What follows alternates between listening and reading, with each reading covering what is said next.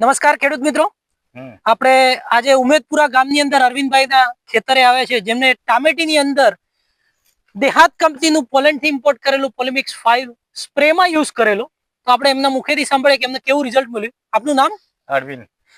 તમારું ગામ? Umedpura. Okay, mobile number આપનો? 9799299125. અચ્છા, પોલિમિક્સ 5 તમે વાપર્યું, કેવી પરિસ્થિતિની ટામેટી હતી અને અત્યારે કેવી છે જરા જણાવશો ખેડૂતો? ચાપ હુકાઈ ગયેલી હતી. હા, ખાલી 1 કિલો જ 10 પંપ લગાયા છે. ઓકે, 1 કિલો જ તમે અહીંયા ટામેટીની અંદર સ્પ્રે કર્યો પોલિમિક્સ 5 નો? 1 કિલો. क्यों लगाया था आपने, क्या मतलब दिक्कत थी? શું પ્રોબ્લેમ હતો ને લગાવી દીધું? ચાપ હુકાઈ ગઈ હતી.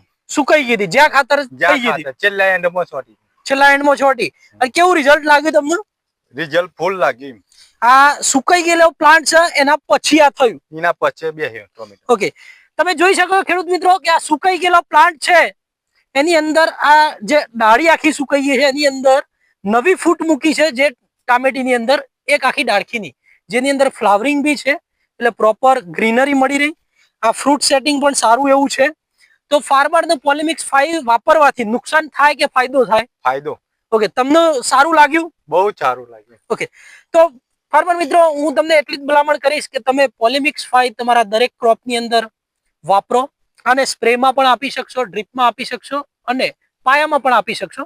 પોલિમિક્સ 5 ની અંદર કેલ્શિયમ, ક્લોરીન, પોટાશ, મેગ્નેશિયમ અને સલ્ફર, આ પાંચે તત્વો ભરપૂર માત્રામાં છે, જેની તમારા પાકની અંદર ગ્રીનરી જળવાઈ રહેશે, ફ્લાવરિંગ વધશે, ફ્લાવરિંગ ડ્રોપિંગ ઘટશે અને સાઇઝ પણ ફાયદો થશે, જેમાં પ્રોડક્ટની સારી એવી ગુણવત્તા જોવા મળશે તમારા પ્લાન્ટની અંદર. તો એકવાર પોલિમિક્સ 5 જરૂરથી વાપરો.